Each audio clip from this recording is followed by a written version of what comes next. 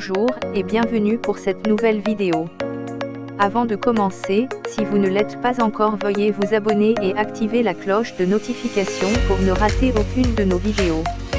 Allez, on commence.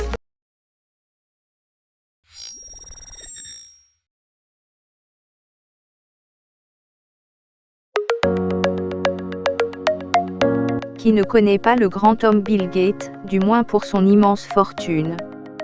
Bill Gates est le cofondateur de la société de micro-logiciels Microsoft, une entreprise qu'il mit sur pied en 1975 avec son ami Paul Allen.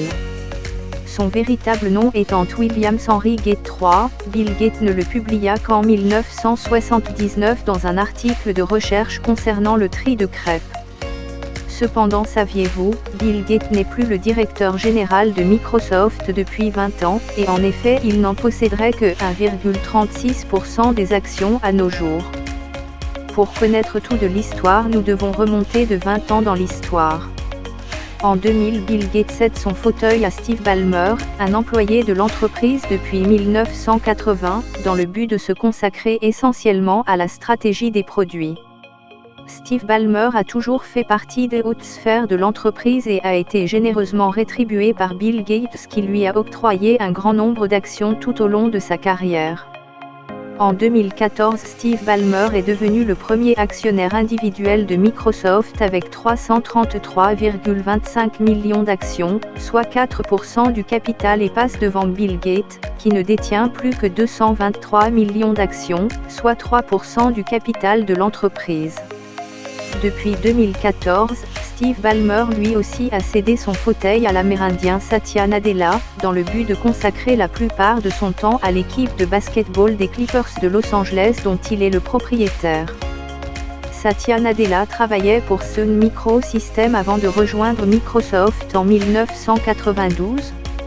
Chez Microsoft, il occupa notamment les postes de vice-président senior du département de recherche et développement, de la division services connectés et vice-président de la division business de Microsoft.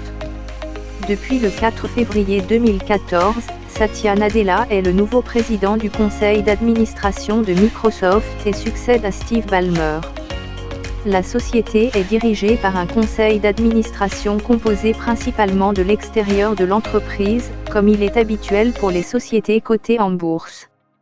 Les principaux actionnaires actuels de Microsoft sont Vanguard Group, 7,92%, le Capital Research and Management, 7,30%, la SSG Fund Management, 4,11%, la Fidelity Management and Research, 2,98%, la T. Rowe Price Associates, 2,49%, BlackRock Fund Advisor, 2,46%, le Capital Research and Management World Investor, 2,37%, Putnam, 1,60%, Giod Capital Management, 1,41%, et Bill Gates, 1,36%.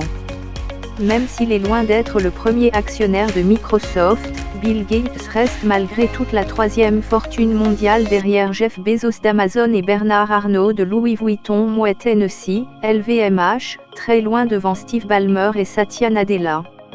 Mais d'où lui vient la majorité de sa fortune? En effet, les actions Microsoft ne représentent que 12,5% de son patrimoine estimé à environ 110 milliards de dollars.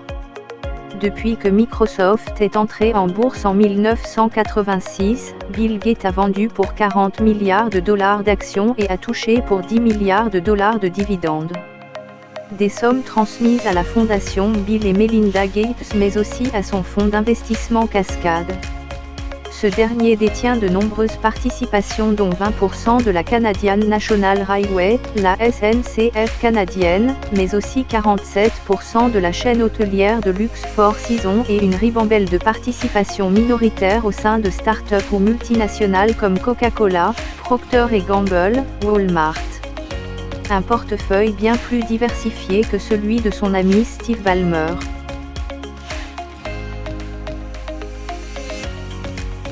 Et voilà, c'est tout pour la vidéo d'aujourd'hui.